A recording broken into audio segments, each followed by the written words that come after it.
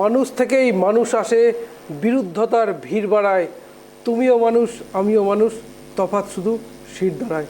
ঠিক এইভাবেই, ঠিক এই চার শব্দবন্ধই যেন মিলেমিশে রয়েছে আজকের, অর্থাৎ বলা যায় যে শিক্ষকরা যারা সুপ্রিম কোর্টের নির্দেশে চাকরি হারিয়েছেন, আজ তারা লড়াই করে যাচ্ছেন নিজের শিরদাঁড়া সোজা রেখে, কোনো কিছুর কাছে মাথা নত না করে, কখনো কলকাতার রাজপথে, কখনো বিকাশ ভবনের সামনে বারবার লড়াই ধেয়ে আসছে পুলিশের লাঠি, চড়, ঘুষি, কখনো লাথি। সেই শিক্ষকদের আন্দোলন কেন করতে হচ্ছে আমরা সবাই জানি। সুপ্রিম কোর্টের নির্দেশে চাকরি হারিয়েছেন 26,000 শিক্ষক, এবং তারপরেও রাজ্য সরকারের পক্ষ থেকে কিন্তু নোটিফিকেশান জারি করা হয়েছে, কিন্তু তবু শিক্ষকরা কিন্তু নিজেদের দাবিতে অনড়। তার দাবি একটাই, যোগ্য অযোগ্যদের তালিকা প্রকাশ করতে হবে। এবং বলা যায় রাজ্য সরকার যে নোটিফিকেশান জারি করেছে তাতে কোথাও যেন এই চাকরিহারা শিক্ষকদের কোথাও যেন বঞ্চিত করা হচ্ছে, কোথাও যেন তাদের অবহেলা করা হচ্ছে। স্বাভাবিকভাবেই প্রশ্ন উঠে আসছে, আর সেই শিক্ষকরাই কিন্তু আন্দোলন নেমে পড়লেন। আর আন্দোলনের তীব্রতা আরও বাড়লো, তার কারণ গতকালই প্রয়াত হয়েছেন এই শিক্ষক, চাকরিহারা এক শিক্ষক, মুর্শিদাবাদের আমাইপাড়া উদ্বাস্তু বিদ্যাপীঠের শিক্ষক। আমরা জানি সেই শিক্ষক প্রয়াত হয়েছেন, আর সেই কারণে আন্দোলনের তীব্রতা আরও বেড়েছে। আর আজ সেই শিক্ষকরাই দাবি করলেন বা ঘোষণা করলেন যে তারা অর্ধনগ্ন হয়ে আন্দোলন করবেন। বাংলার রাজনীতিতে, বাংলার আন্দোলনের রাজনীতিতে এই ঘটনা কিন্তু বিরল, কখনো কেউ দেখেনি যে অর্ধনগ্ন হয়ে শিক্ষকরা পথে আন্দোলন করছেন। আর ঠিক সেই উদ্যোগটাই নিয়েছিলেন, আর সেখানে এলো পুলিশের লাঠি। পুলিশের পক্ষ থেকে বলা চলে প্রথমে নিরাপত্তা জোরদার করা হয়েছিল, প্রচুর পুলিশ মোতায়েন করা হয়েছিল, এবং যার পরে শিক্ষকরা যে আন্দোলন শুরু করবে তার আগেই তাদের ছত্রভঙ্গ করে দেওয়া হলো। পুরুষ মহিলা উভয় শিক্ষকদেরই তুলে কোথাও প্রিজন ভ্যানে, কোথাও চ্যাংদোলা করে তুলে নিয়ে যাওয়া হলো পুলিশের পক্ষ থেকে। সেই ঘটনা কিন্তু গোটা বাংলার মানুষ দেখেছে। সেইভাবেই এই শিক্ষকদের নিয়ে পুলিশদের যে নিপীড়ন চলছে, বা বলা চলে শিক্ষকদের যে বঞ্চনা চলছে, 2016 প্যানেল পুরোটাই বাতিল করা হয়েছে, কিন্তু প্রত্যেকেই কি অযোগ্য? প্রশ্ন আসবেই।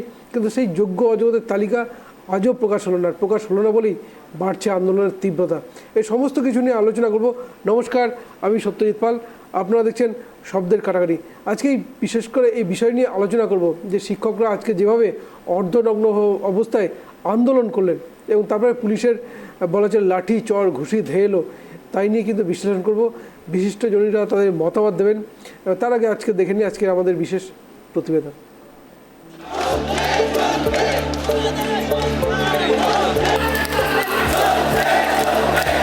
গত এপ্রিলে সুপ্রিম কোর্টের রায়ে 2016 সালের শিক্ষক নিয়োগের প্যানেলটি বাতিল হয়েছে। যোগ্য অযোগ্য বিচারে সেই সংখ্যা প্রায় 26,000। নতুন করে তাদের নিয়োগের জন্য পদ্ধতি মেনে বিজ্ঞপ্তি জারি করতে চলেছে রাজ্য সরকার। কিন্তু যোগ্য শিক্ষকদের বক্তব্য, তারা একবার পরীক্ষায় নিজের যোগ্যতা প্রমাণ করেছেন, চাকরি ফিরে পেতে আর কোনো পরীক্ষায় বসতে রাজি নন তারা। এদিকে সুপ্রিম নির্দেশ মেনে মুখ্যমন্ত্রীও জানিয়ে দিয়েছেন আন্দোলনে লাভ নেই, পরীক্ষা দিয়েই ফের চাকরি পেতে হবে। কিন্তু নিজেদের দাবিতে অনড় চাকরিহারারা। বৃহস্পতিবার যোগ্য শিক্ষক শিক্ষিকা অধিকার মঞ্চের প্রতিনিধি চিন্ময় মণ্ডল জানিয়েছিলেন শুক্রবারের মহামিছিলের কথা। সেই মতো এদিন বেলা 11টা থেকে শিয়ালদহ স্টেশন চত্বরে জমায়েত শুরু হয়। সেখান থেকে নবান্নমুখী মিছিল শুরু হওয়ার কথা ছিল, তবে সেই মিছিলের অনুমতি দেয়নি পুলিশ, কারণ বিশৃঙ্খলার প্রভূত সম্ভাবনা ছিল। তাই মিছিল শুরু হওয়ার আগেই বাধা দেওয়া হয়। শিয়ালদহ স্টেশন চত্বর থেকে বেশ কয়েকজন চাকরিহারাকে আটক করে প্রিজন ভ্যানে তোলা হয়। আমাদের তো জোর করে কি তোলা হচ্ছে, আমরা দুজন কি করব বলুন? এখানে আমরা দুজন কি কোনো মিছিল করছিলাম? আমাদের কিছু বন্ধু আসবে, দাঁড়িয়েছিলাম। আপনি যখন মেট্রো স্টেশনে ছিলেন তখন পুলিশ আপনাদের নেমে যেতে বললো, নেমে যেতে বলেছি, আমরা তো নেমে গেছি। পুলিশ হুঁশিয়ারি দিচ্ছে আপনাদের? নেমে গেছি, আমরা তো সাথে সাথে নেমে গেছি। অ্যারেস্ট করে আমাদের আপনাদের কি মনে হচ্ছে এখানে মিছিল আছে? এই দুজন মিছিলকে, এই দুজন আমরা মিছিল করে অশান্তি করব মনে হচ্ছে আপনাদের? কোনোই না, এটা তো স্বঘোষিত আগে থেকে ছিল। আর আমরা দুজন মেয়েকে তুলে কি বোঝাতে চাইলো? কি করব? আমাদের দুজনে কি মিছিল করছিলাম? এত ভয় লাগছে, এত আমরা জানি না আমাদের কোথায় নিয়ে যাওয়া হচ্ছে, আমাদের জোর করে তোলা হয়েছে। হ্যাঁ, এটা আমাদের জোর করে তোলা হয়েছে, বিরুদ্ধে আমাদেরকে তোলা হয়েছে, এবং এটা কিচ্ছু, এটা আন্দোলনকে প্রতিহত করার চেষ্টা। আন্দোলন প্রতিহত হবে না, কোনো মতে হবে না, প্রতিহত হবে না, আমরা শান্তিপূর্ণ। পুলিশের অতি সক্রিয়তার অভিযোগে সরব চাকরিহারারা। তাদের দাবি, পুলিশ বহু নিরীহ যাত্রীকেও অযথা আন্দোলনকারী ভেবে ভুল করছে, যাকে পারছে তাকে পাকড়াও করছে। ধরপাকড়ে আহত হন এক চাকরিহারা আন্দোলনকারী শিক্ষিকা। এখানে পুলিশে টেনেছিল, পড়ে গেলাম, আমি জানি না আমার জুতো কোথায় ম্যাডাম, আমি কোথাও যাব না। হ্যাঁ অবশ্যই চাকরি আর আমি চাকরি হারিয়েছি। আমাদের একটা দাবি ছিল, আমরা মুখ্যমন্ত্রীর সঙ্গে দেখা করতে চাই এবং আমরা বহুদিন ধরে এই দাবিটা করছি, কিন্তু এই মুহূর্তে পুলিশ এখান থেকে টানতে টানতে নিয়ে গেছে, আমি পড়ে গেছি, আমার পায়ে লেগেছে। পুলিশের ভূমিকা তো প্রথম থেকেই দেখতে পাচ্ছি, শিয়ালদাহ থেকে ওখান থেকে বেরোতে দেয়নি, যেখান থেকে পারছে তুলছে এবং তুলে এইভাবে টানতে টানতে নিয়ে যাচ্ছে, যেখান থেকে শুনছেন না। আমরা কোনো রকম অশান্তি করিনি, কোনো রকম ভাঙচুর করিনি, শান্তিপূর্ণ মিছিল করার ক্ষমতা আমাদের সবার আছে এবং সেটাই করা হয়েছিলাম। জানি না ওনারা কিসের ভূমিকা, কার ভূমিকা নিয়ে আজকে এখানে মঞ্চে উঠে হচ্ছে। অবশ্যই কালো পোশাক পরে এবং আমাদের স্যারদের ছিল যে অর্ধনগ্ন মিছিল করে আমরা একটা জায়গায় অবস্থান করব এবং অবশ্যই সিএমের সাক্ষাৎকে পুলিশের ভূমিকা নিয়ে 15 তারিখের পর থেকে আর কিছু বলার নেই। ওনারা শুধু নির্মম অত্যাচার করতেই জানেন। আমরা শিক্ষক শিক্ষিকা, আমরা কোনো রকম দুর্নীতির সঙ্গে যুক্ত নই, আমরা কেউ মাওবাদী নই, কিন্তু আমাদের ওপর সঙ্গে যেটা করা হচ্ছে, যে অত্যাচারটা করা হচ্ছে, ওনারা সেই জন্য কিন্তু নিজের নিজের ক্ষমতায় নিয়ে ওনাদের যে ড্রেসটা উর্দিটা পরানো হয়েছে, নিশ্চয়ই সাধারণ মানুষের ওপর অত্যাচার করার জন্য নয়, তাদেরকে টেনে হিজড়ে রাস্তায় ফেলার জন্য, তাদেরকে মারধর করানোর জন্য নয়। কোনো কারণ ছাড়া বারবার জিজ্ঞাসা করা হচ্ছে, শুধু একটাই পরিচয় জানতে চাইছে, আপনারা টিচার কিনা। কেন টিচার হয়েছি বলে কি আমরা কি অন্যায় করে ফেলেছি? একটা পরিচয় ওনারা জানতে চাইছেন, আপনারা টিচার কিনা, এবং বারবার বলা হচ্ছে যদি টিচার হয়ে থাকেন তাহলে এই রাস্তায় আসবেন না, আপনারা যেখান থেকে এসেছেন সেখানে ফেরত যান। সেটা বাথরুম থেকে শুরু করে যেখান থেকে শুরু করে, কেন আমরা রাস্তায় হাঁটতে পারি না, রাস্তায় বলতে পারি না? আমাদের কি সেই ক্ষমতাটাও কেড়ে নেওয়া হয়েছে? আমি দেখলাম উনি স্টাইল বাজারের সামনে সম্ভবত ছিলেন, ওনার পায়ে একটা ইনজুরি হয়েছিল। আমি নিজে ওনাকে কিন্তু নিজে হাতে করে নিয়ে কর্মা অ্যাম্বুলেন্স যেটা আমাদের থাকে ওটাতে তুলেছি। উনি মেডিকেল কলেজে আছে, ওনাকে এখন ওপিডিতে সম্ভবত ডাক্তারবাবুরা দেখছেন। এক্স্যাক্টলি কি হয়েছে ওখান থেকে আমরা জানতে পারলে আমরা শেয়ার করব। শুরুতেই যেই ছবি উঠে এসেছিল শিয়ালদাতে, সেখানে কিন্তু পুলিশ ছত্রভঙ্গ করে দেয়। মিছিল শুরুর আগে যেটুকু জমায়েত হয়েছিল সেইটুকু জমায়েত ছত্রভঙ্গ করে দেওয়া হয় এবং যে ছবি উঠে আসে একের পর এক চাকরিহারাকে, তাদেরকে কিন্তু জোরপূর্বক প্রিজন ভ্যানে তোলা হয়, সেই ছবিও কিন্তু আপনাদের সামনে তুলে ধরেছিলাম আমরা। এবং আরও যে বিষয়টা, এরপরে চাকরিহারাদের পক্ষ থেকে পরবর্তী ডিসিশন নেওয়া হয় এবং তারপরে ধর্মতলায় সেখানে তারা আবারও জমায়েত করতে শুরু করে এবং সেখানেও কিন্তু একই ছবি উঠে আসে, সেখানেও কিন্তু একের পর এক চাকরিহারাদের প্রিজন ভ্যানে তুলে নেওয়া হয়। এবং এই আন্দোলনের অন্যতম মুখ চিন্ময়, তাকেও কিন্তু প্রিজন ভ্যানে করে তুলে নেওয়া হয়, অর্থাৎ তাকেও কিন্তু আটক করা হয়েছে। এবং যেমনটা শুরু থেকে আমরা দেখেছিলাম যে এই আন্দোলন যাতে এই যে মিছিল, সেই মিছিল যাতে কোনো রকমভাবেই সফল না হয়, সেই কারণের জন্য কিন্তু পুলিশের পক্ষ থেকে কিন্তু কড়া প্রস্তুতি নেওয়া হয় এবং প্রচুর পরিমাণে কিন্তু পুলিশ মোতায়েন ছিল। শিয়ালদাতেও সেই একই ছবি দেখা গিয়েছে এবং ধর্মতলাতেও কিন্তু সেই একই ছবি দেখা যায়। ধর্মতলার ডোরিনা ক্রসিংয়ের সেখান থেকেই কিন্তু আন্দোলনকারীদের কিন্তু প্রিজন ভ্যানে তোলা হয় এবং তারপরে যেমনটা জানা গিয়েছে, ডোরিনা ক্রসিং থেকে একটি শপিং মলের সামনে সেখানে এক শিক্ষিকা আক্রান্ত হয়েছে, তার পা থেকে রক্ত বেরোতে শুরু করে এবং পুলিশের পক্ষ থেকে তাকে অ্যাম্বুলেন্সে করে চিকিৎসার জন্য নিয়ে যাওয়া হয়। এবং পরবর্তীতে যে ছবিটা উঠে আসে, পুলিশের পক্ষ থেকে কিন্তু জল কামান এবং কাঁদানে গ্যাসেরও মোতায়েন করা হয়েছে, যাতে কোনো রকম অপ্রীতিকর ঘটনা ঘটলে তারা যেন ব্যবস্থা নিতে পারে, সেই ধরনের কিন্তু ব্যবস্থা পুলিশের পক্ষ থেকে নেওয়া হয়েছে। এবং ডিসি সেন্ট্রাল ইন্দিরা মুখার্জির নেতৃত্বে কিন্তু এই প্রিজন ভ্যানে তোলা হয় চাকরিহারাদের। ওনাদের একটা তো প্রতিনিয়ত দিনের পর দিন একটা আন্দোলন চলছে, আমরা সেটা বুঝি। এবং হচ্ছে গিয়ে যে সুপ্রিম কোর্টেরও কিছু আয় আছে, কিছু নোটিফিকেশনও বেরিয়েছে, তা বলে এই এরিয়ার মধ্যে ল অ্যান্ড অর্ডারটা তো দেখুন পুলিশের একটা সাবজেক্ট। এটাকে যদি কেউ আইন যদি ভাঙে বা আইন যদি নিজের হাতে তুলে নেওয়ার চেষ্টা করে, পুলিশকে নেসেসারি অ্যাকশন নিতেই হবে। ওরা তো আন্দোলনই শুরু করলো না, আইন কিভাবে হাতে তুলে নেবে? দেখুন আন্দোলন শুরু করেছে কিনা, ওরা ঐক্যবদ্ধভাবে করেছে কিনা, নাকি বিক্ষিপ্তভাবে বিভিন্নজন বিভিন্ন জায়গা থেকে চলে এসেছে একই সময় একই জায়গাতে, এইগুলো আমাদেরকে কিন্তু পরে এনকোয়ারি করে দেখতে হবে। যেরম আমরা জানতে পারবো আমরা আপনাদের সাথে নিশ্চয়ই শেয়ার করবো। শিয়ালদা থেকে যে নবান্ন অভিযান অর্ধনগ্ন মিছিলের যে ডাক দিয়েছিল চাকরিহারারা, সেই মিছিল যাতে কোনো রকমভাবেই সফল না হয়, সেই মিছিল যাতে ভঙ্গ করে দিতে পারে পুলিশের পক্ষ থেকে, যেহেতু পুলিশের পক্ষ থেকে বারংবার দাবি করা হচ্ছে যে মিছিলের ডাক দেয়া হয়েছে সেই মিছিলের জন্য কোনো রকম পুলিশি অনুমতি কিন্তু নেই, সেই কারণের জন্যই কিন্তু তারা মিছিল ছত্রভঙ্গ করে দেয়। যেখানে যেখানে জমায়েত হয়েছে সেই সমস্ত জায়গায় চিহ্নিত করা হয় চাকরিহারা কারা, তাদেরকে কিন্তু প্রিজন ভ্যানে তুলে নেওয়া হয় এবং তাদেরকে আটক করে নিয়ে যাওয়া হয়। শিয়ালদহ ধর্মতলার পর উত্তেজনা তৈরি হয় বিকাশ ভবনেও। পুলিশের সঙ্গে চাকরিহারাদের মধ্যে তীব্র বচসা হয়, ধরপাকড়। চাকরিহারা শিক্ষক শিক্ষিকাদের টেনে হিচড়ে প্রিজন ভ্যানে তোলে পুলিশ। কার্যত রণক্ষেত্রের পরিস্থিতি তৈরি হয় বিকাশ ভবনের সামনেও। তাদের যে সহকারী আন্দোলনকারীরা রয়েছেন, যারা তাদের যে সহকারী শিক্ষকরা ছিলেন, তাদেরকে যেভাবে পুলিশি হেনস্থার শিকার হতে হয়েছে আজকে সারাদিন ধরে, কখনো শিয়ালদা স্টেশনের সামনে, কখনো ধর্মতলা চত্বরে, তারই প্রতিবাদে এবং যে তারা যে গতকালের যে কর্মসূচির ডাক দিয়েছিলেন, আজকে তারা কর্মসূচি করবেন, অর্ধনগ্ন হয়ে মিছিল করবেন, সেই মিছিল কিন্তু তারা করলেন বিকাশ ভবনের সামনে।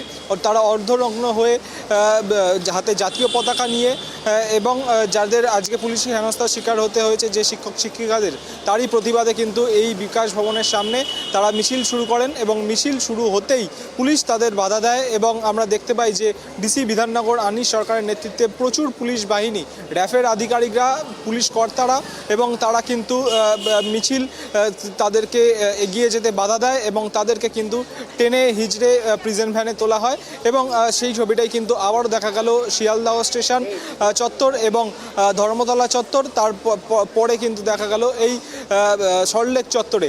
হাইকোর্ট যে অর্ডার দিয়েছে, যেখানে বসতে বলা হয়েছে, যেরকম ভাবে করতে বলা হয়েছে, সেইটা ওনারা করলে কোনো অসুবিধে কিছু নেই এবং আমরা সেটা ওনাদের কমিউনিকেট করেছি। কিন্তু কোনো রকম যদি পাবলিক নুইসেন্স ক্রিয়েট করা হয়, অর্ধনগ্ন হওয়ার চেষ্টা করা হয় বিকাশ ভবনের সামনে বা কোনো মিছিল করে, সেটা পুলিশ প্রশাসন অ্যাকসেপ্ট করবে না, অ্যালাউ করবে না। আমরা অ্যাকর্ডিংলি যতটুকু নেসেসারি মিনিমাম অ্যাকশন নেওয়ার সেটা আমরা নিয়েছি। ডেমনস্ট্রেশন করার আগে তারা আপনাদেরকে জানিয়েছিল? কোনো কিছু জানানো হয়। এই রাজ্য সরকার যাদের জন্য আজকে আমাদের এই অবস্থা, আমাদের শান্তিপূর্ণ আন্দোলনের অধিকারকেও কেড়ে নেওয়া হচ্ছে, সংবিধানের এখানে সংবিধান লঙ্ঘন করা হচ্ছে। কোথায় সেই বিচার ব্যবস্থা যারা আমাদের এখানে বিচার দেবে? আমরা তো কোনো দোষ করিনি, আমাদের বিরুদ্ধে কোনো দুর্নীতির অভিযোগ নেই, তাও কেন আমাদের মেধার, আমাদের যোগ্যতার এরকম চরম অপমান করা হচ্ছে? কি অবস্থা? এই শিক্ষকদের যদি হাল হয় তাহলে সাধারণ মানুষের কি অবস্থা হবে? সাধারণ মানুষ ভেবে দেখুক, আগামী দিনে আমাদের পাশে এসে দাঁড়াক। আমরা এখানে শান্তিপূর্ণ অবস্থান বিক্ষোভ জানাতে এসেছি, কারণ গতকাল নোটিফিকেশন বেরিয়েছে। আমরা 7 বছর আগে মেধার জোরে নোটিফিকেশন এবং গেজেট মেনে আমরা পরীক্ষা দিয়েছি, আমরা কোনো দুর্নীতি করিনি। তারপরেও আমাদের শান্তিপূর্ণ অবস্থান বিক্ষোভের যে অধিকার, সেই সাংবিধানিক অধিকার আমাদেরকে কেড়ে নেওয়া হচ্ছে। নবান্ন পৌঁছানো তো দূরের কথা, শুরু হতেই দিল না পুলিশ। মিছিলের বদলে ধস্তাধস্তি, আটক অনেকেই। চাকরি ফিরে পাওয়ার লড়াইয়ে এক পা এগোতে গিয়েই আবারও আটকে গেলেন চাকরিহারা যোগ্য শিক্ষক শিক্ষিকারা। ক্যামেরায় সূর্যশঙ্কর অধিকারীর সঙ্গে অভ্রদীপ দাস ও সুপর্ণা ঘোষের report, tribe TV Bangla, Kolkata. সব সাজানো মিথ্যে কথা, আমি জানি সত্যিটা, হাড় ভেঙে যাক অন্ধকারে, নিটল থাকুক বক্তৃতা। আজকে এই সমস্ত বিষয় নিয়ে একটু আলোচনা করব। দুটো কবিতা, দুটো শ্রীজাত বন্দ্যোপাধ্যায়ের লেখা বিখ্যাত সেই কবিতার দুটো পংক্তি দিয়ে শুরু করলাম। আলোচনা করব বিশিষ্ট অতিথি যারা রয়েছেন তার একটু পরিচয় পর্ব সারব। আমাদের সঙ্গে রয়েছেন রাজনৈতিক কর্মী দেবব্রত রায়। দেবব্রতবাবু, আপনাকে স্বাগত জানাই ট্রাইব টিভি বাংলায়। রয়েছেন রাজনৈতিক বিশ্লেষক সুকান্ত ঘোষ। সুকান্তবাবু, আপনাকে স্বাগত। রয়েছেন বিজেপির মুখপাত্র অমলেন্দু দত্ত। অমলেন্দুবাবু, আপনাকে স্বাগত ট্রাইব টিভি বাংলায়। একটা দৃশ্য আমরা দেখতে তো অভ্যস্ত হয়ে গেছি গত কয়েকদিন থেকে। সুপ্রিম কোর্টের নির্দেশের পর যে শিক্ষকদের একটাই দাবি, যোগ্য অযোগ্যদের তালিকা, সে তালিকা বের হয়নি। প্রতিশ্রুতি বারবার এসছে কিন্তু বের হয়নি। আর রাজ্য সরকার যে নোটিফিকেশন জারি করেছে তাতেও কিন্তু এই শিক্ষকরা তারা বলছেন তাদের কোথাও আত্মহত্যার দিকে ঠেলে দেওয়া হচ্ছে। আজকে এই শিক্ষকদের সমাধানের রাস্তা কি আদৌ নেই রাজ্য সরকারের কাছে? এমনটা হচ্ছে কেন? একটু সুকান্তবাবুর কাছে একটু জানতে যাবো। সুকান্তবাবু। সত্যজিৎ, আমাকে শোনা যাচ্ছে? হ্যাঁ, বলুন। প্রথম তো আজকে এটা দেখতে খুবই কষ্ট হচ্ছে, কারণ আমি নিজের শিক্ষক।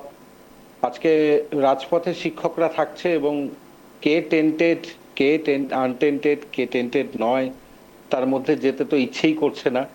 আর আজকে পুলিশের ঊর্ধ্বধারী পুলিশ অনুব্রত মণ্ডলের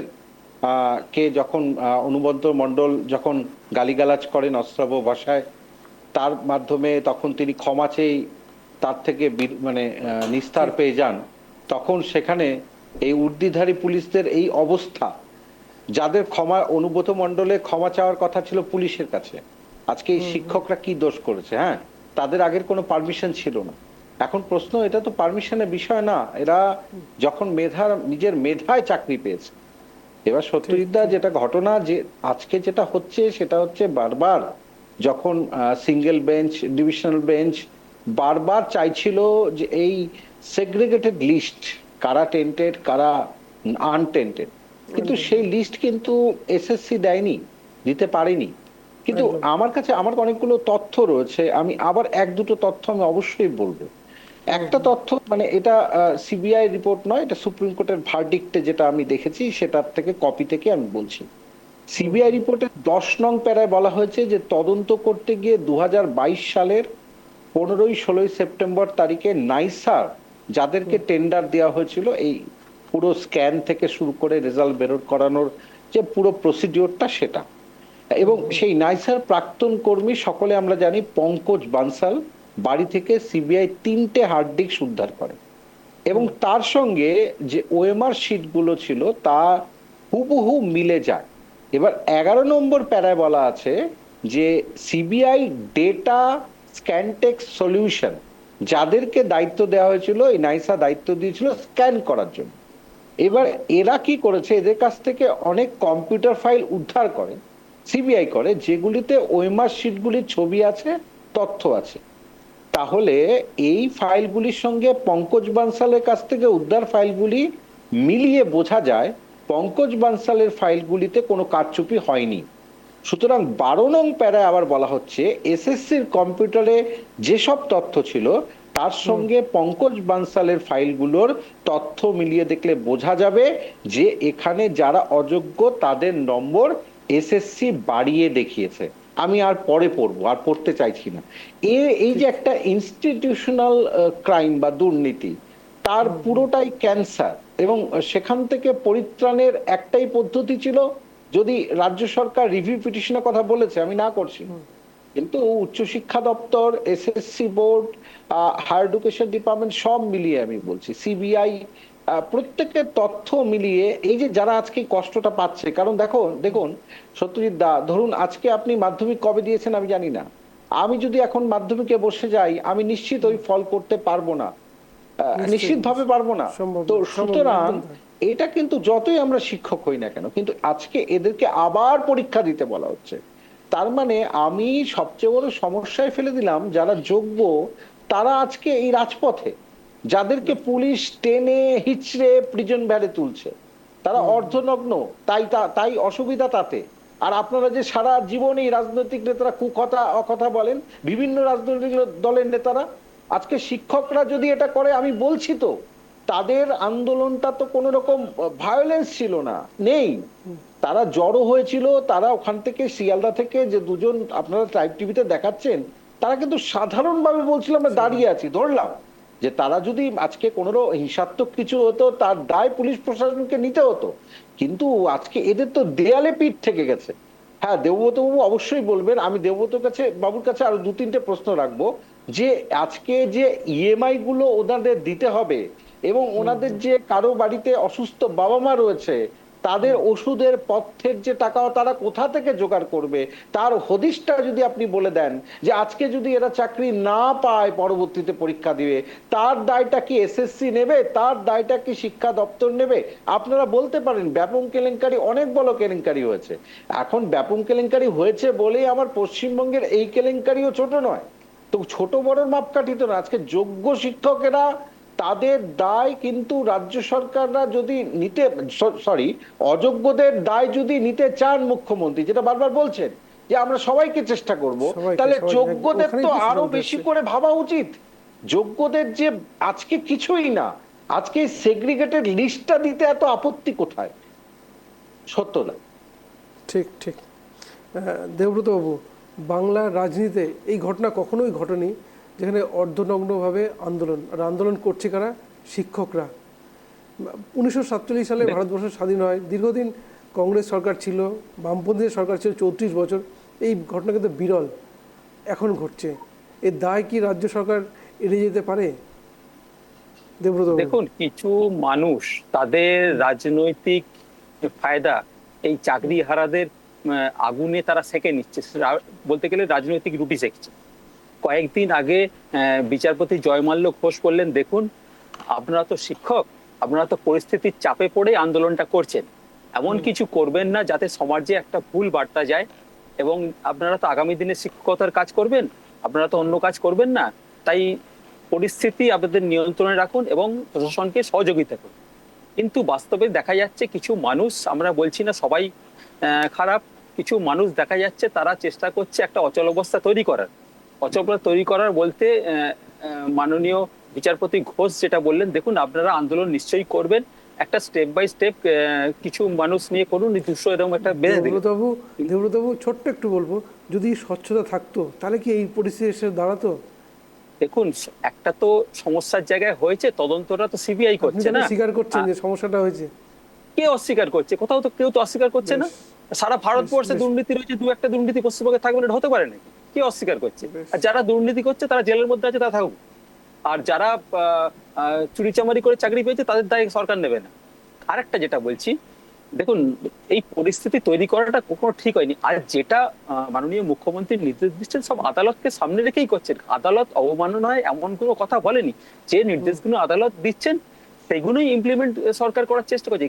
এবং যে পরীক্ষাটা নেওয়ার কথা বলা হচ্ছে সেখানে কার্যত মমতা বন্দ্যোপাধ্যায় একটা সিগন্যাল দিয়ে দিয়েছে, মানে ইঙ্গিতপূর্ণ বক্তব্য রেখেছে, সেই ইঙ্গিতটা বুঝে নিতে হবে। এখন সরাসরি তো আইনকে বাঁচিয়ে কথা বলতে একটা কথা মুখ্যমন্ত্রী বললেন, তার মুখে আপনারা হয়তো বসিয়ে দিলেন, সেটা তারপর একটা মামলা হয়ে গেল। এখন কিছু মানুষ রয়েছে তারা মামলা করতে খুব ভালোবাসে, কিছু মানুষ রয়েছে তারা প্রকাশ্যে বলে আমরা চাকরি খেতে ভালোবাসি, আগামী দিনে আরো চাকরি খাবো। কিন্তু সরকার প্রতিটা পদক্ষেপে তারা চেষ্টা করছে প্রত্যেকের কাজ। এই এখন যেমন চাকরিহারারা বলছে সুপার নিউমেরিক পোস্ট ক্রিয়েট করে আমাদের ব্যাপারগুলো দেখাবো। সুপার নিউমেরিক পোস্ট সরকার 5,500 ক্রিয়েট করার চেষ্টা করছিল। কে স্বতঃপ্রণোদিত হয়ে সুপ্রিম কোর্টে মামলা করতে গেছিল? দেখুন তাদের নামগুলো বলুন।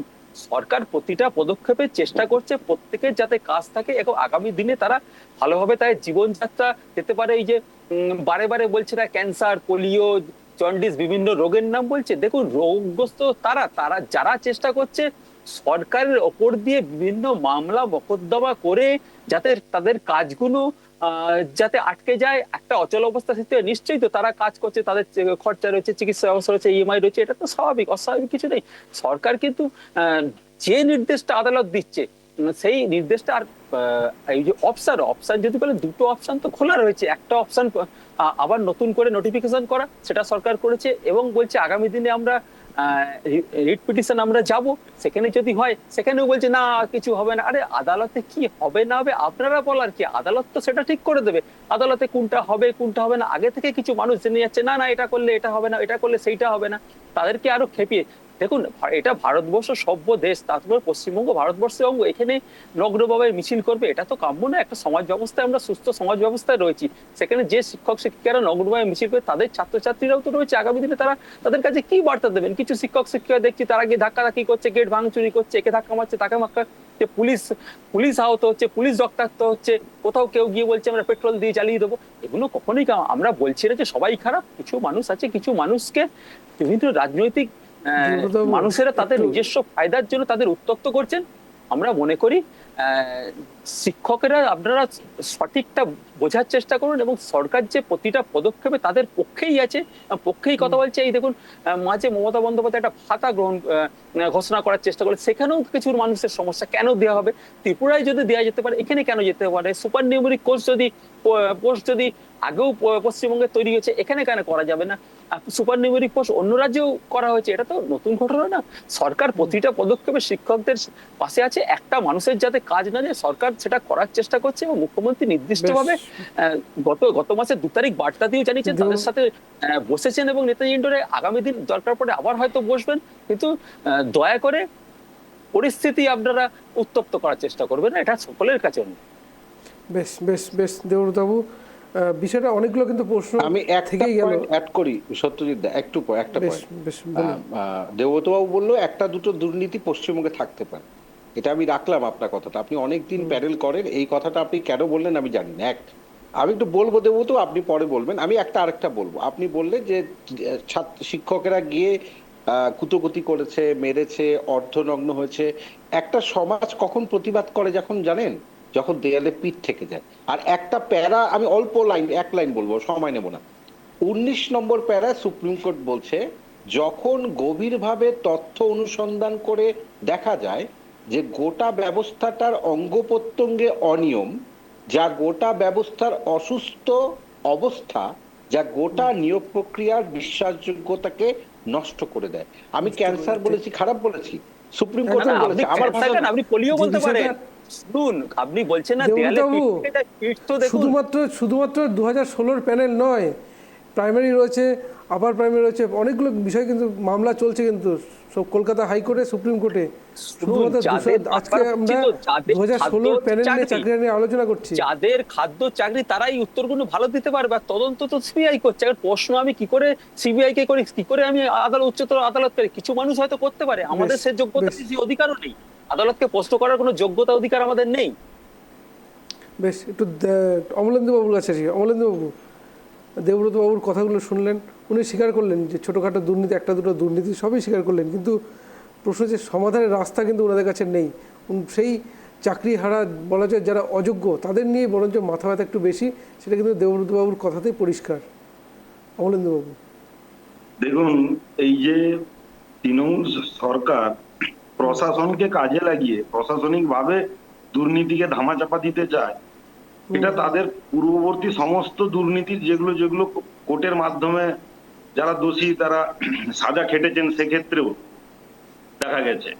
বর্তমানে এই যে শিক্ষক নিয়োগ দুর্নীতি, এখানে শিক্ষক যারা ছিলেন বা বর্তমান ডিসেম্বর অবধি যাদেরকে কন্টিনিউ করার কথা মুখ্যমন্ত্রী বলেছেন কোর্টের মাধ্যমে, যোগ্য অযোগ্য যারা, এবারে এই শিক্ষকদের তো একটা সাংবিধানিক অধিকার আছে তাদের প্রতিবাদ কর্মসূচি করার।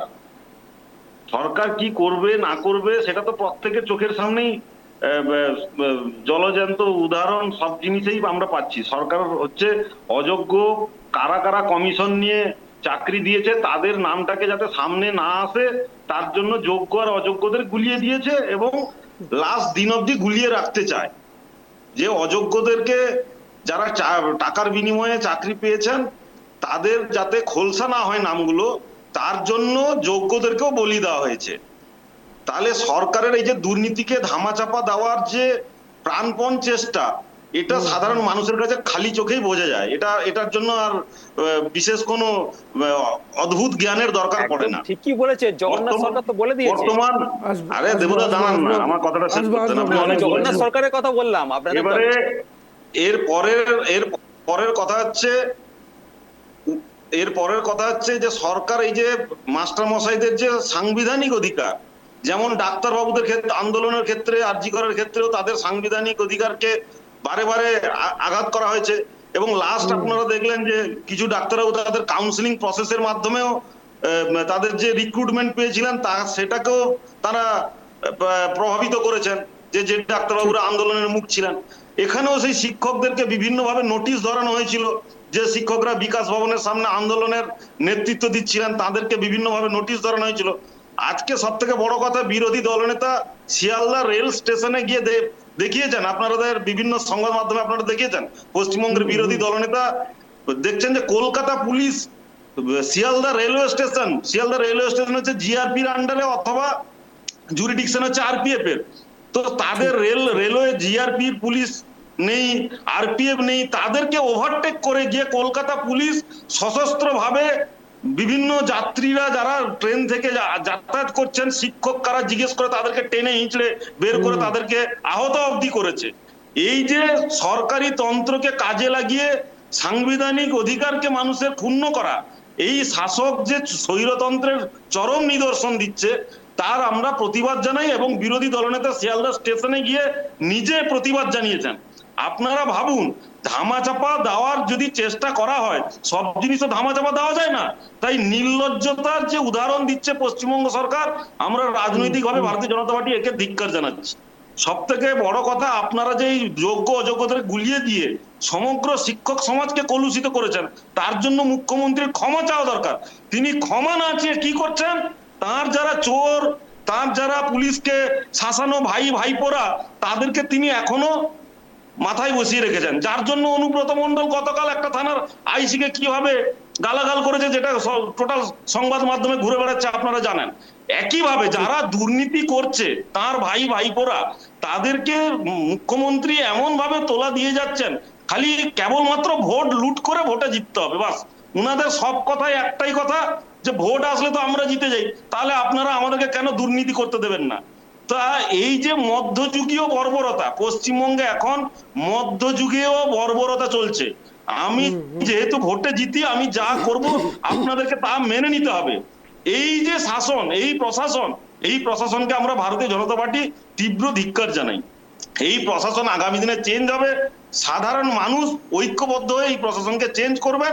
আর এই প্রশাসনের চেঞ্জ না অবধি আজ মুখ্যমন্ত্রী একবার ওই আমাদের শিক্ষক বন্ধুদের কাছে ক্ষমা চাওয়ার সাহস দেখাতে পারেননি। এর থেকে বড় লজ্জার পশ্চিমবঙ্গবাসীর কাছে কি হতে পারে? তার সরকার যেখানে উলঙ্গ হয়ে গেছে, সেখানে শিক্ষকরা যদি অর্ধনগ্ন হন, জামা খুলে যদি তারা প্রতিবাদ করেন, যেখানে আপনার পুরো সরকারটাই উলঙ্গ, পুরো সরকারটাই যাদেরকে আপনি মাথায় তুলে রেখেছেন অধিকার তো তারা আপনাদের, উলঙ্গ, সেখানে আপনারা তো আপনাদের হাইওয়েতে নগ্ন হন, শিক্ষকরা দেখে এত ভয় গেছে। আসবো আপনার কাছে আসবো, দেবব্রত আপনারা তো আসবো। একদম এক্সপ্রেসওয়েতে নগ্ন হন, সারা আসবো। দেশ দেখছে তো বিজেপি বেশ, কতটা যে নগ্ন, দেবব্রত বাবু, আর আসবো আপনার নগ্নতার কাছে যে- আসবো। হ্যাঁ একদম আসবো। সুস্মিতা দি, 2026-এর বিধানসভা নির্বাচন কিন্তু খুব বেশি দেরি নেই, কিন্তু রাজ্য সরকার যে নোটিফিকেশান জারি করেছে, আমরা জানি না এই বিষয়ে মামলা হবে কি না, কিন্তু 26 বিধানসভা নির্বাচন আগে আদৌ কি এই রিক্রুটমেন্ট সম্ভব, যেই ডেটটা ওনারা রেখেছেন, নাকি এটা শুধুমাত্র 26 বিধানসভার বৈতরণী পার করার জন্যই এই বিজ্ঞপ্তি জারি করা হয়েছে? সুস্মিতা দি। দেখুন, এই রাজ্য সরকারের দ্বিচারিতা এমন একটা জায়গায় গিয়ে পৌঁছেছে না, এই দ্বিচারিতার সম্বন্ধে বলতে গেলে মানে বিশাল একটা ইতিহাস বলা যায়। শুধু আমি একটা কথাই বলবো ইতিহাস সম্বন্ধে আলোচনা করতে গিয়ে, যে কোর্টের আদেশ যে আগে ভায়োলেট করেনি রাজ্য সরকার তা তো না, এবং সেই আদেশকে চ্যালেঞ্জ করে তারা হায়ার বেঞ্চে গেছে, লোয়ার বেঞ্চে গেছে, লোয়ার বেঞ্চ থেকে হায়ার বেঞ্চে গেছে, হায়ার বেঞ্চ থেকে সুপ্রিম কোর্টে গেছে, বিভিন্ন জায়গায় তারা কেস লড়েছে। এবং যে কথাটা বারংবারই চাকরিহারাদের মুখে উঠে আসছে, যে রিভিউ পিটিশনের কথা, সরকার অবশ্যই রিভিউ পিটিশনের জায়গায় যেতে পারে, কিন্তু এই জায়গাটা হচ্ছে সবচেয়ে বড় জায়গাটা হচ্ছে reason, what is the reason behind it. এই ঘটনাটা ঘটার কারণটা একটাই কারণ, এই রাজ্য সরকারের অপদার্থতা, যে এই রাজ্য সরকার ওয়েমার্সিকে মিরার ইমেজ গুলো তুলে দিতে পারেনি, মানে কোর্টের সামনে তুলে ধরতে পারেনি। তার কারণ তারা জানে এই চাল আর কাপড় আলাদা করতে গিয়ে মিলেমিশে সব একাকার হয়ে যাবে, এবং দুর্নীতির গন্ধ, আরো পচা গন্ধ আরো ভীষণ ভাবে বেরিয়ে আসবে। আগামী দিনে আরো 32,000-এর গন্ধ বেরোবে। দেখুন, প্রাইমারিতে আরো বিরাট বড় ঘটনা ঘটতে চলেছে। এবং সবচেয়ে বড় কথা হচ্ছে এই যে আজকে 26 হারা চাকরি হারা যারা, তারা তাদের মা বাবার ওষুধ কিনতে পারছে না, সংসার চালাতে পারছে না, কেউ বিবাহ করেছে, কেউ ফ্ল্যাটে ইএমআই-তে ফ্ল্যাট কিনেছে, বিভিন্ন রকম সমস্যা। একটা চাকরি পেয়ে তার সেট আপ এবং তার চাকরি চলে যাওয়াটা আজকালকার দিনে, এবং একটা সরকারি চাকরি, সেটা অবশ্যই খুবই দুঃখজনক। এবং আজকে এদের যে বেদনাটা, এদের যে দুঃখটা, এদের লড়াইটা, এরা সরকারের ওই নগ্ন চেহারাটাকে দেখানোর জন্য তারা আজকে নগ্ন দেহ দেখিয়ে তারা আজকে, কিন্তু তা পুরো নগ্ন না, মানে ওই হাফ প্যান্ট কি গেঞ্জি এইরকম ধরনের কিছু পরে টোরে তারা বিভিন্ন ভাবে একটা প্রতীকী রূপে অর্ধনগ্ন, যেটা বাংলায় কিন্তু কখনোই হয়নি। হ্যাঁ, প্রতীকী রূপে একটা আন্দোলন করেছিলেন, এবং সেই আন্দোলনটাকে আজকে পুলিশ যেভাবে আটকে দেওয়ার জন্য যা যা করলো, সেই আমরা দেখেছিলাম, মানে আমরা বিজেপি সরকারের আমলে এই জিনিস দেখেছি। বিজেপি সরকারের বিভিন্ন স্টেটে আমরা যখন কংগ্রেসের পক্ষ থেকে কোনো সম্মেলন করতে দিল্লি যাই, তখন যদি মনে হয় যে সেই জমায়েতটা তারা দিল্লিতে করতে দেবে না, তখন বিভিন্ন স্টেশন থেকে আমাদের চেক করে করে নামানো হয় ট্রেনকে। এবং সেই জায়গাটা, সেটা আজকে যে জিনিসটা দেখলাম, আগেও এই ঘটনাটা দেখেছি, যেটা মানে কি শাসক হলেই কি সে এইরকম রূপ নেবে জানি না। আমরাও 70 বছর শাসককে ছিলাম, তা সেই হিসাবে বলতে গেলে এখন বলতে হয় যে আজকে এইভাবে ট্রেন থেকে টেনে টেনে নামানো, বিজেপির মিটিং মিছিল হলে দেখেছি ট্রেন থেকে টেনে টেনে নামার, এই যে ব্যাপারগুলো আজকে ট্রেন থেকে টেনে টেনে নামানো। এবং শুধু তাই না, not only that, WhatsApp group দেখে সেইভাবে তাদের নাম অনুযায়ী তালিকা করে তাদের অ্যারেস্ট করা হয়েছে। এবং সবচেয়ে বড় কথা হচ্ছে, যেইভাবে আজকে টানা হেঁচড়া করে, যেইভাবে মানে লাথি মারা হয়েছিল শিক্ষককে, সুস্মিতা দি। হ্যাঁ হ্যাঁ বাংলার আমি মানুষ বলছি দেখেছে। তো কসবার শিক্ষক তো- শিক্ষকদের লাথি মারা হয়েছিল এবং সেখানে পুলিশ লাঠিচার্জ করছে, চ্যাংদোলা করে তুলে নিয়ে যাচ্ছে। এই যদি শিক্ষকদের মর্যাদা হয়, আমি দেবব্রতদা বলছিল, আমি শুনছিলাম দেবব্রতদা আঙ্গুল পরে তুলবেন, আপনার বলার সময় আমি বলিনি। বিষয়টা হচ্ছে দেবব্রতদা বলছিলেন নিম্ন আদালতের রায় পছন্দ না হলে উচ্চতর আদালতে গেলে কি সেটাকে ভায়োলেন্ট করা হয়? আপনি কি বলছেন এগুলো? দেবব্রত কি বলেন? নিম্ন আদালতের রায় পছন্দ না হলে উচ্চতর আদালতে গেলে সেটা আদালত ভায়োলেন্ট করা হয়? সেটা তো আইনি অধিকার, যেতেই পারেন উচ্চ আদালতে, যেতেই পারেন। সেটাকে এটা তো এটা তো আইনি অধিকার, যেতেই পারে উচ্চ আদালত। কি সব বলছেন আপনি? ভায়োলেট করা হচ্ছে কোনখানটা করা হয়েছে? রাজ্য সরকার কোর্টের ভুল আদেশ তথ্য মানেনি। দিচ্ছেন? কোন জায়গায় ভায়োলেট করা হয়েছে? দেবব্রতবাবু আসবো আপনার কাছে। ভায়োলেট করা হয়েছে আপনাকে বলতে হবে। আপনাকে সময় দেবো তো, ওনাকে শেষ করতে দিন। দেবব্রতবাবু ওনাকে শেষ করতে দিন, 1 মিনিট ওনাকে শেষ করতে দিন। সুস্মিতা দি আসবো আপনার কাছে, বলুন সুস্মিতা দি। বিষয়টা হচ্ছে আমার লজ্জা লাগছে এই সেম ভাবে এই তৃণমূল প্রতিনিধি এইভাবে নগ্ন ভাবে। আপনি তো মিথ্যাচার করছেন। কোনখানে আদালতে ভায়োলেট করা হয়েছে? ওনাকে শেষ করে দিন দেবব্রতবাবু, আপনাকে সময় দেবো, তখন আপনি বলবেন। সবচেয়ে বড় কথা হচ্ছে যে আজকে যেই ছেলেমেয়েগুলো চাকরি হারিয়ে গেছে, তাদের যখন বলা হচ্ছে পরীক্ষা দিতে, তারা তো আন্দোলন করবেই। তাদের কাছে এটাই কাম্য। তার কারণ আজকে 9-10 বছর আগে তারা যে প্রিপারেশন নিয়ে পরীক্ষা দিয়েছিল, আজকের দিনে তাদের কি সেই টেনাসিটি আছে?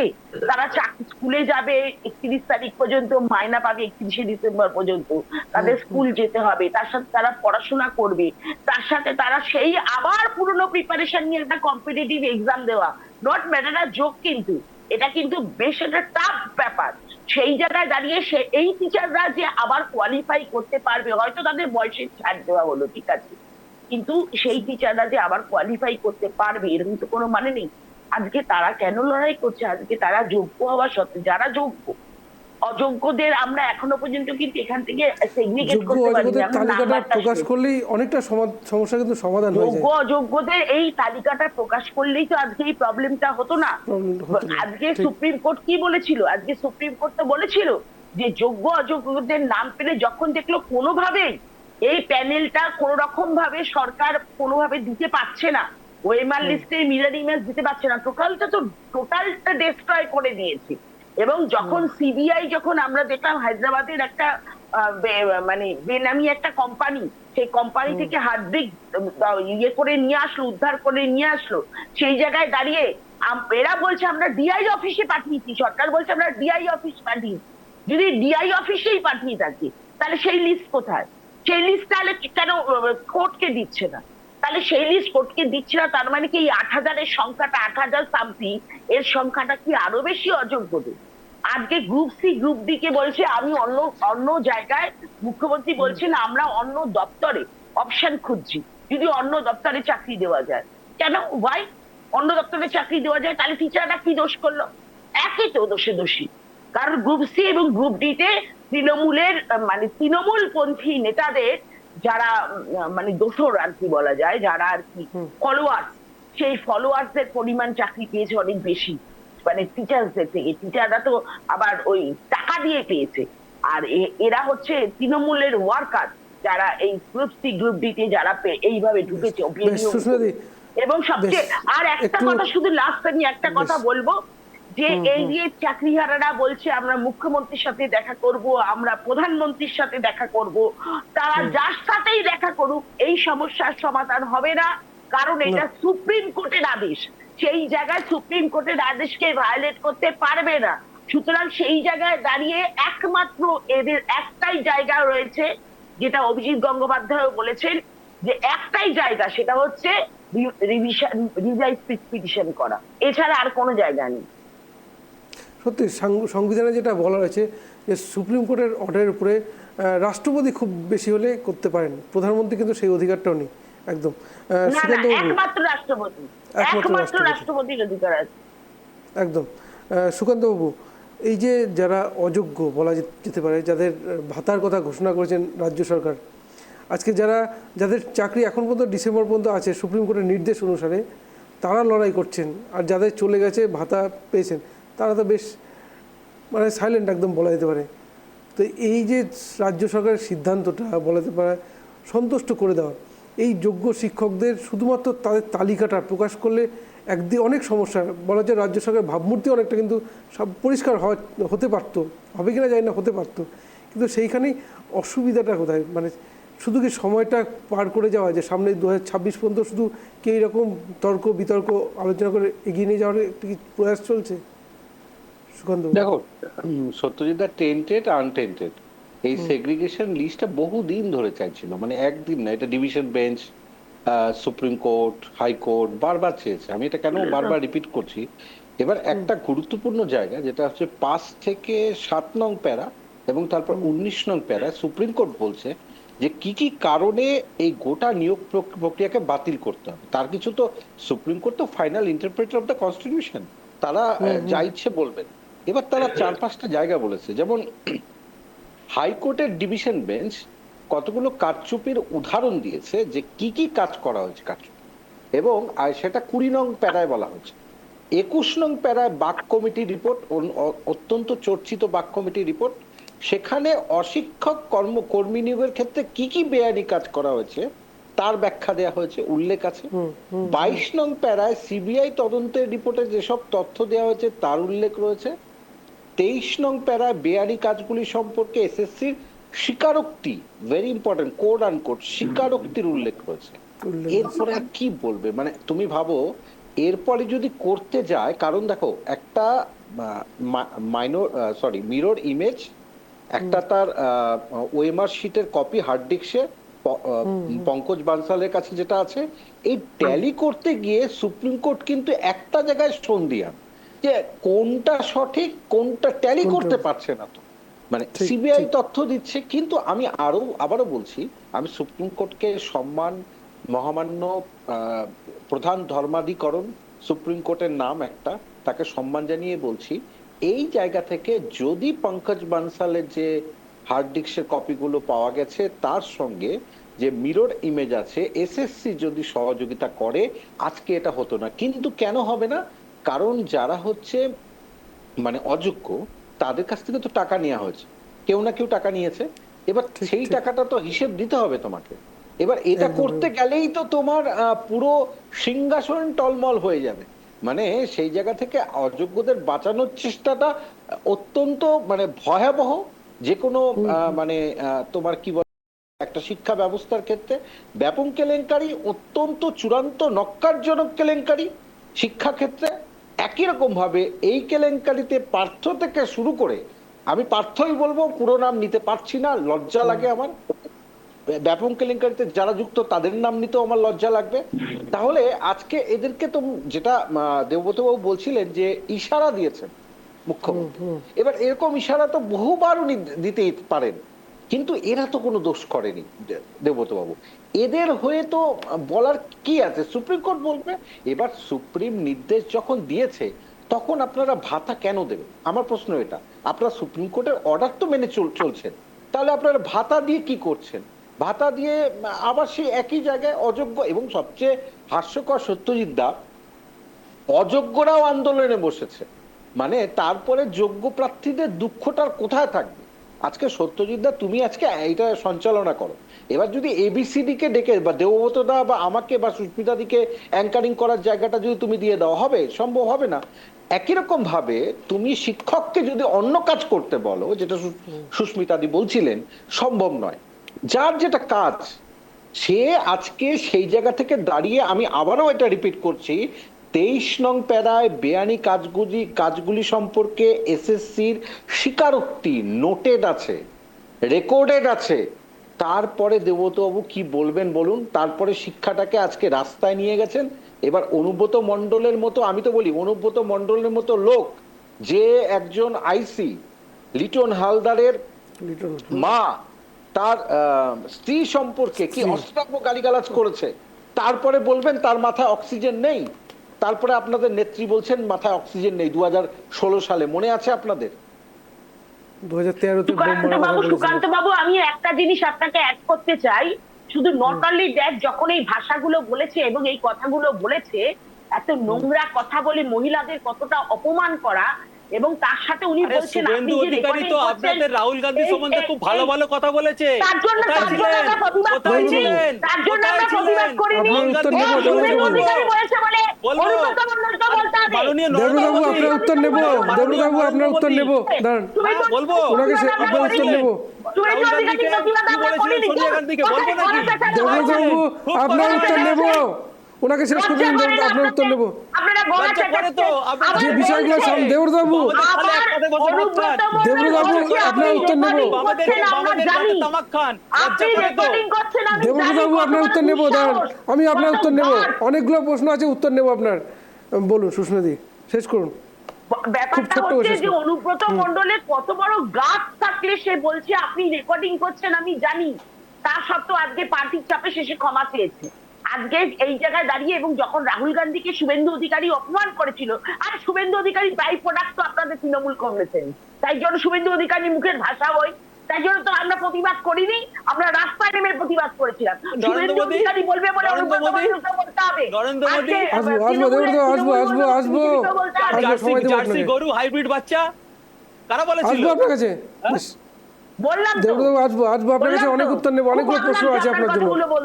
না সুস্মিতাদি, সুস্মিতাদি আর সুস্মিতাদি, গতকাল আমি কোনদিন প্রধানমন্ত্রী এসেছিলেন, আচ্ছা, গতকাল প্রধানমন্ত্রী সত্যতা। বক্তৃতার পর মুখ্যমন্ত্রীর যেটা বক্তব্য ছিল এই সিঁদুর নিয়ে, কি বলবেন দেবব্রতবাবু? খারাপ লাগে না, আচ্ছা, আমি লজ্জা একটা লাগে না? point add করছি, দেবব্রতবাবুর পারমিশন নিয়ে হ্যাঁ, বলুন, একটা বলুন। পয়েন্ট অ্যাড করছি দেবব্রত।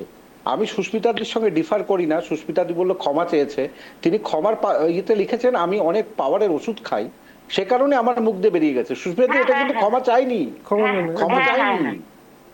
শুনুন, সেটা সেটা আইন রয়েছে, তাকে সুলে দেয়া যাবে না কি কতল করা যাবে সেটা আইনের ব্যবস্থা রয়েছে। আপনারা কি এখন কারোর বিরুদ্ধে ব্যবস্থা নিয়েছেন কখনো?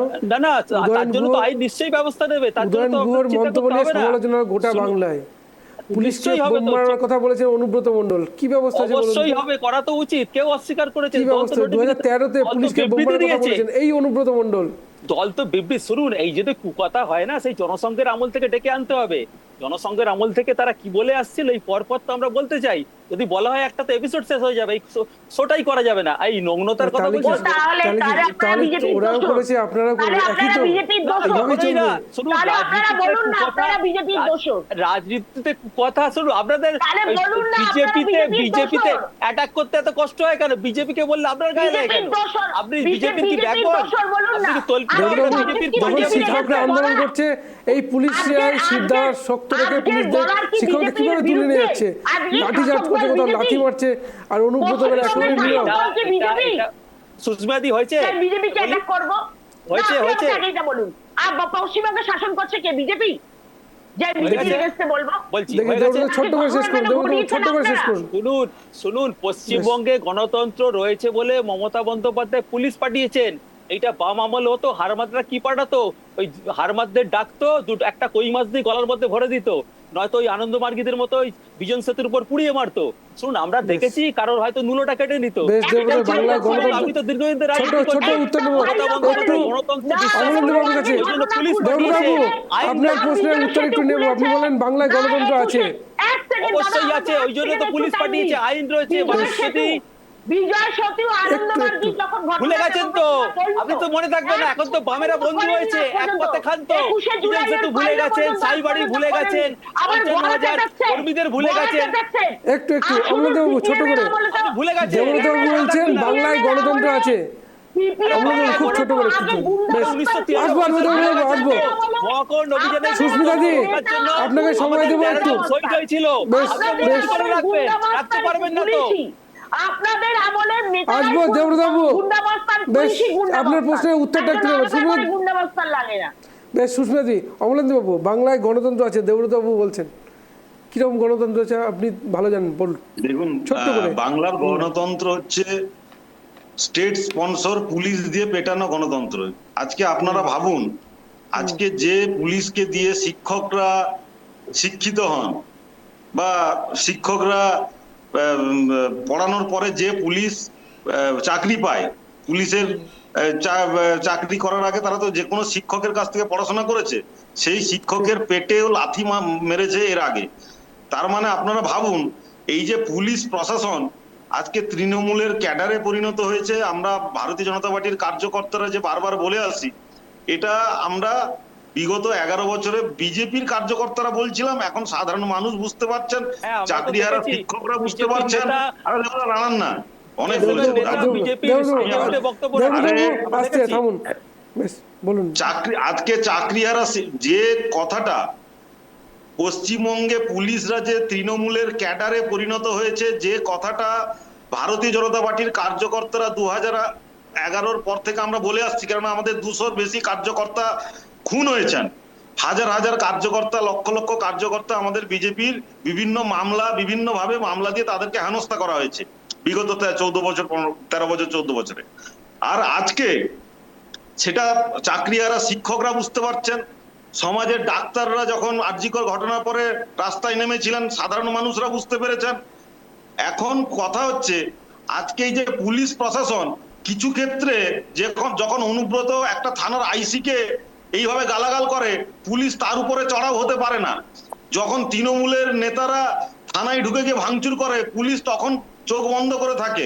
অথচ সেই পুলিশ আজকে কি করছে, শিয়ালদা স্টেশনের ভেতরে ঢুকে গিয়ে তাদের জুরিডিকশনের বাইরে গিয়েও তারা কি করছে, ট্রেন থেকে সাধারণ আমাদের শিক্ষিত ভাই বোনেরা যারা শিক্ষক, তাদেরকে টেনে হিঁচড়ে বের করে আনছে প্রিজন ভ্যানে তুলে। বেশ বেশ এই যে পুলিশের দেবব্রতবাবু, আস্তে, আমরা একদম শেষ মুহূর্তে চলে এসেছি। শাসক দেবব্রতবাবু, আমরা একদম শেষ মুহূর্তে চলে এসেছি, শাসক যখন একটু কিছু লুকোতে চায়, এই শাসক কাকে লুকোতে চান? শুভেন্দু অধিকারী, ও তো আপনার দলের লোকজন বলেছে। কাছে আর কিছু লুকোনোর নেই, কেন তারা যে চোর। দেবব্রতবাবু, আস্তে, একদম শেষ মুহূর্তে চলে এসেছি আমরা। পশ্চিমবঙ্গের শাসক যে শিক্ষাকে চুরি করেছে, পশ্চিমবঙ্গের শাসক যে স্বাস্থ্য ক্ষেত্রে চুরি করেছে, পশ্চিমবঙ্গের শাসক যে সর্বক্ষেত্রে দুর্নীতি করেছে, সেটা সাধারণ মানুষের কাছে আর লুকোনোর কিছু নেই। একটু থামবো, দুজনকে একটু থামতে বলবো, আমরা একদম শেষ মুহূর্তে চলে এসেছি। আমাদের হাতের সময় একদম শেষ। পুলিশকে কাজে লাগিয়ে সাধারণ মানুষের মুখ বন্ধ দেবব্রতবাবু, আপনার সাউন্ড বন্ধ করতে বাধ্য হবেন।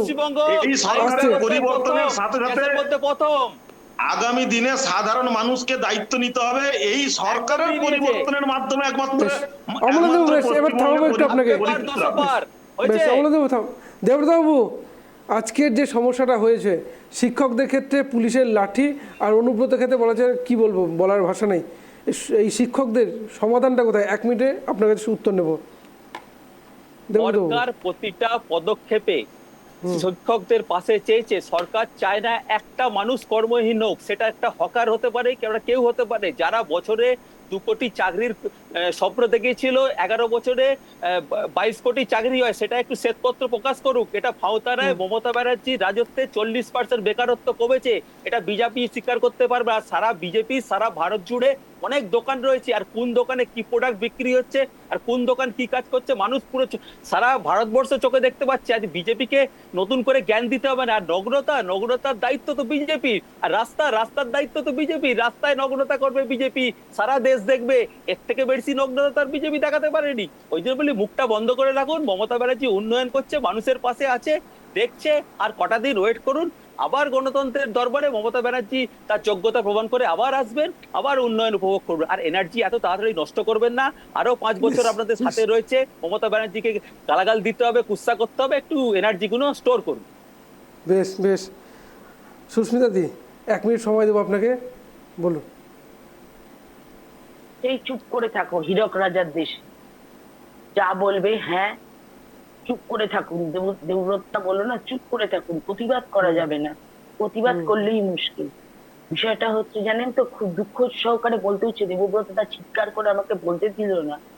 সিপিআইএম এর টাইমে যেমন ওই আনন্দমার্গী, বিজয় সেতু, এই ঘটনা 21শে জুলাই যা ঘটনা হয়েছিল, তৃণমূল এসে বলেছিল সমস্ত নিষ্পত্তি করবে, একটা ফাইলও খোলেনি। খুব দুঃখজনক ভাবে সেটা বলতে হচ্ছে।